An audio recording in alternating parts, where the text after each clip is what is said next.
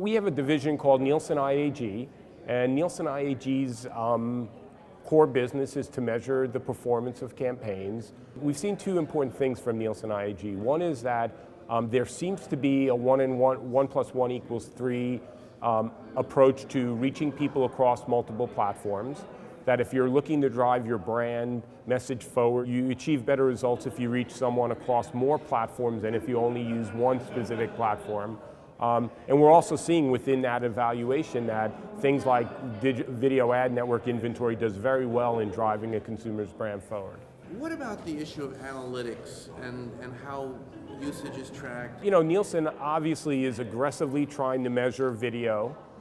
We want to measure video regardless of the platform it's being exposed on. We want to measure video regardless of how it gets to the consumer. We have a product called Video Census, which is an online specific product, which is able to measure the audience to Hulu, the audience to different video ad network providers. We have our TV data, and then as I described, we have an integrated panel where we are combining TV and online together, which to a specific planner question would allow them to look at how does online video work relative to TV in driving the reach and frequency of a brand campaign forward.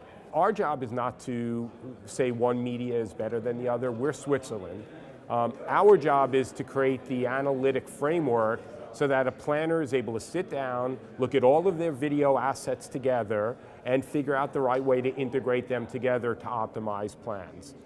What you saw today from the research Travis showed is that generally we're seeing that there are advertisers who may be buying beyond saturation on TV, and when you cut some of those dollars back and move them to online video, because there are some consumers who rely primarily on online video from a consumption perspective, you're able to generate new incremental reach points. We actually don't see cord cutting going on. We see two different behaviors existing. One is there's cord swapping, so people are swapping out from Cablevision, their triple play of digital TV, high-speed internet, and telephone to some other providers because of the cost to save money. So there's a lot of cord swapping where people still have digital TV and they still have high-speed internet, but they're just going from, say, cable to satellite.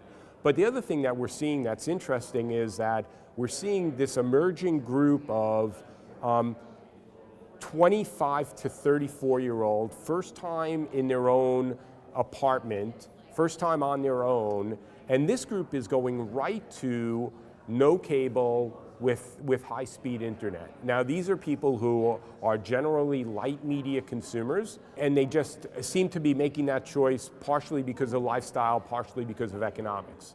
Our job is to keep up with the technology, so when we start to see a real growth in usage of over-the-top devices and people accessing network content through Xbox or Apple TV, we need to capture that the same way we capture TV in today's world. I think there is pent-up demand for dollars moving to online. Online share of consumers' media time has always been much greater than online share of national marketers' ad dollars. And online video provides a new way for them to use the online to reach people with different types of creative than banner ads and rich media ads. So I think first is to sort of watch how much of that pent-up demand drives budgets forward.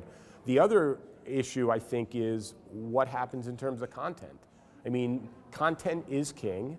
If someone makes a great piece of content, whether it's CSI or The Office, some of it just depends upon what content goes online, when it goes online, and how it's used by the consumer. So I think it's sort of, there's a market view and there's a consumer view, and we can only watch. I mean, the thing that makes this industry really fun is it's changing every day. I mean, yesterday you had the announcement that Viacom was now back in business with Hulu, where Viacom had taken their content off Hulu 8 months ago. So I think a lot of it is going to depend upon what happens with content providers wanting to have their content available on an immediate basis online.